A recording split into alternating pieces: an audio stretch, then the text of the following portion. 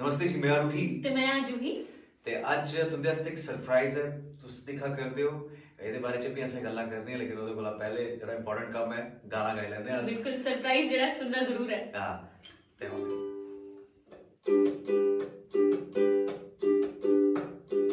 বোকা বোকা পাটিয়াজি মনো হজিলা চিহ্না চিহ্না গীত সুর মনো খজিলা হা বোকা বোকা পাটিয়াজি মনো হজিলা চিহ্না চিহ্না গীত সুর মনো খজিলা রখিতেলি যাহা সাইতে উড়াই দিলাই চইতি রখিতেলি যাহা সাইতে উড়াই দিলাই চইতি কেহি মনো কানে কহিলা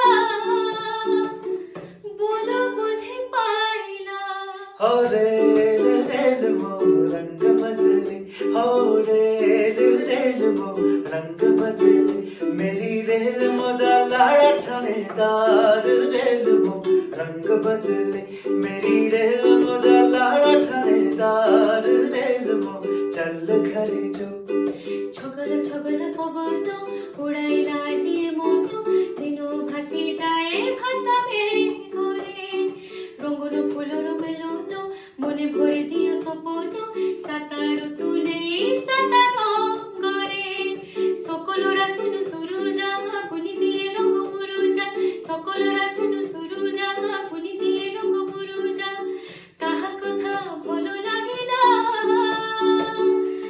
ভালো মতে পাইলা हो रेल मो रंग बदले, हो रेल मो रंग बदले, मेरी रेल मोदा लाड़ा सूबेदार। रेल मो चल खरी जो गड्डी आई तप्पा पालाई।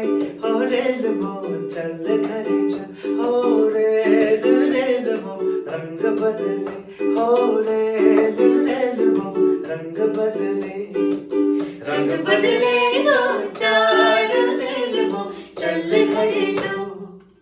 ते जी ये तुस सुना दे बेसिकली दो गाने ते जेह्ड़ा जूही ने गाया ओह् उड़िया लैंग्वेज दा गाना है। जि'यां तुसेंगी पता है कि जूही हमेशा मतलब बड़े डिफरेंट लैंग्वेज दे गाने गांदी है। जूही कि'यां याद रखदे हो तुस यार? पता नहीं इयां दिले च ही बसी जंदे न हर इक गाना जेह्ड़ा मिगी लगदा कि तुसेंगी लैंग्वेज कन्नै बड़ा प्यार है। बहुत ज्यादा ते मिगी खैर डोगरी कन्नै बड़ा प्यार है। तुस साढ़ी वीडियो बड़ा पसंद करदे हो। रूही जूही डुगर सिबलिंग्स दे पेज पर तुस दिक्खा करदे हो। साढ़ा YouTube channel the Ruhi Juhi channel. अच्छा ठीक है, अपनी प्रमोशन ते बाद च करगे, लेकिन इंपॉर्टेंट चीज है कि अपने कल्चर की अपने ट्रेडिशन की प्रमोट करना बड़ा जरूरी है। ते साढ़ा भी इनिशिएटिव रौंह्दा है कि अस तुसेंगी डोगरी गाने सुनाचे ते कन्नै जेह्ड़ा डिफरेंट फोक जूही ने अज्ज सुनाया गाना सुनाया उड़िया दा गाना सुनाया। मिगी ते एह्दा मतलब नहीं पता, अगर तुसेंगी एह्दा मतलब पता, अगर आपको इसका मतलब पता है तो आप कमेंट पे डाल सकते हैं और हमें भी बता सकते हैं। खैर हमें पता है इसका मतलब। तो जूही अज तुसें बड़ा अच्छा एक सजाया कमरा। केह् चीजां कुत्थों आई हैं सारी चीजां? ਇਹ ਸਾਰੀਆਂ ਚੀਜ਼ਾਂ ਨੂੰ ਜਿਹੜੀਆਂ ਇਹ ਆਈਆਂ ਸ਼ਿਲਪਕਾਰੀ ਬਾਜ਼ਾਰ ਥਮਾ। अच्छा ਐਂਡ ਤੁਸੀਂ ਕੀ ਸੁਣਾ ਸ਼ਿਲਪਕਾਰੀ ਬਾਜ਼ਾਰ ਬੇਸਿਕਲੀ ਇਹਦਾ ਜਨਮ ਕਿਉਂ ਹੋਇਆ ਇਹਦਾ ਇਹਦਾ ਜਨਮ ਇਹ ਹੋਇਆ ਕਿ ਇੱਕ लेडी ने जिनका नाम है संचिता। ओके उनका जो जन्म हुआ है वो हुआ है उड़ीसा में और शादी उनकी हुई है जम्मू में। डोगरों के हाँ बिल्कुल बिल्कुल जम्मू में शादी हुई है। अपने कल्चर से तो हर कोई प्यार करता है, लेकिन बात तब आती है जब हमारे कल्चर से भी कोई प्यार करे, और तब शिल्पकारी का जन्म हुआ है। अपने ट्रेडिशंस को कल्चर्स को प्रमोट करने के लिए शिल्पकारी का जन्म हुआ है। तो जूही देखो मेरे हाथ च केह् है तुसें लिआंदा है छाबड़ी। तुसेंगी पता ही है साढ़ा डोगरे कल्चर च साढ़े ट्रेडिशन च छाबड़ी दा क्या इस्तेमाल होंदा है ना। एह् छाबड़ी जेह्ड़ी लोकली प्रोड्यूस होंदी है, तुस मिगी सना दे भी है। एह्दे च तुस रुट्टी पाई सकदे हो, डिफरेंट चीजां पाई सकदे हो है ना। जिल्लै तुस दफ्तरों आंदे हो कम्म करियै आंदे हो, तुस अपनी चाबियां छल्ला एह्दे च पाई सकदे हो, कुछ भी चीजां तुस पाई सकदे हो। शो पीस दा इस्तेमाल भी तुस करी सकदे हो। बाकी तुसेंगी पता ही कमेंट च तुस लिख सकदे हो कि तुस छाबड़ी दा इस्तेमाल कि'यां करदे हो। ठीक है, दूई चीज एह् देखो बिन्ना।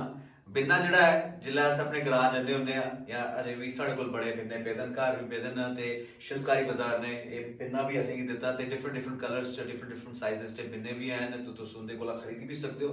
ते लोकली प्रोड्यूस होंदे न, जेह्ड़ा शैल गल्ल के जेह्ड़ी ग्रां दी साढ़ी जनानियां न, माता जी भैनां, ओह् सब बनांदियां न ते अपने ट्रेडिशन गी उ'नें जिंदा रक्खे दा ते साढ़े तक पजांदे न। ते जूही जेह्ड़ा एह् है एह् केह् चीज है? आप जो हमारे पीछे आर्ट वर्क देख रहे हैं इसे कहते हैं चौंदुओ। एंड ये जो है 12th सेंचुरी में बना हुआ ये आर्ट वर्क है और इसे एक्सक्लूसिवली और स्पेशली बनाया गया था जगन्नाथ पुरी जी के रथ यात्रा के टाइम पे, और जनरेशन टू जनरेशन इसे बनाया जा रहा है, इसमें कोई भी चेंज नहीं है। एंड आपको इसके बारे में बताओ, इसे कहते हैं पट्टचित्र। एक पाम लीफ पर ये सारा का सारा जो आर्ट वर्क है वो बनाया जाता है और 600-700 साल पुराना है।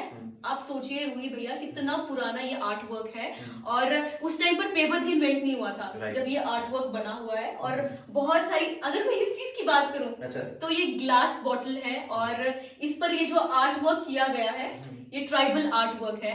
आपको ये भी बता दूं कि उड़ीसा के जो आर्टिस्ट को कहते हैं रंग जादूगरा, मतलब इंग्लिश में अगर ट्रांसलेट करूं तो कलर मैजिशियंस। और आप देखिए कि इसका यूज हम जब करते हैं इसे फेंक देते हैं। आप पानी पीने ਦੀ ਜਿਹੜੇ ਬਾਰੀ ਆਂਦੀ ਤੇ ਅਸ ਬੋਤਲਾਂ ਦਾ ਇਸਤੇਮਾਲ ਕਰਨੇ ਨੂੰ ਤੁਸੀਂ ਛੋਟੇ ਛੋਟੇ ਹੁੰਦੇ ਲੇਕਿਨ ਜਿੰਨਾ ਜੁਗੀ ਨੇ ਆਖਿਆ ਕਿ ਜਿਹੜੇ ਉੜੀਸਾ ਦੇ ਜਿਹੜੇ ਆਰਟਿਸਟ ਨੇ ਉਹ ਇਹਦਾ ਇस्तेमाल पहले अभी नहीं बड़े पुराने टाइम से करते आ रहे हैं। और जैसे उन्होंने कहा कि ट्राइबल आर्ट फॉर्म है, और देखिए क्या कमाल की चित्रकारी की। और चित्रकारी से याद आता है, जब चित्रकारी की बात आती है तो साढ़े जम्मू दी आगे चली जाते बसोली। बिल्कुल बिल्कुल के लाइन है वो लाइन है चित्तरी दी दिखी लै बसोली ते खंड मिठे लोक डोगरे। ਤੇ ਬਸੋਲੀ ਦਾ ਆਰਟ ਫਾਰਮ ਹੈ, ਬੜਾ ਪੁਰਾਣਾ ਆਰਟ ਫਾਰਮ ਹੈ ਨਾ, ਤੁਸੀਂ ਪਤਾ ਹੀ ਹੈ।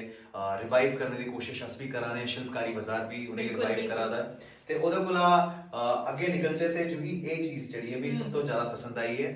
ਇਹ ਬੇਸਿਕਲੀ ਜਿਹੜੀ ਹੈ ਇਹ ਆਖਦੇ ਨੇ ਸੀ 에ਅਰ ਪਰਫਿਊਮ ਹੈ ਨਾ। तुस घर च खुशबू ਇਹਦੀ ਵਜ੍ਹਾ ਕਰਨਾ तुस ਆਪਣੇ ਘਰ ਚ ਜਿਹੜੀ ਹੈ ਬੜੀ ਮਹਿਕ ਲੈ ਸਕਦੇ ਹੋ, ਖੁਸ਼ਬੂ ਲੈ ਸਕਦੇ ਹੋ।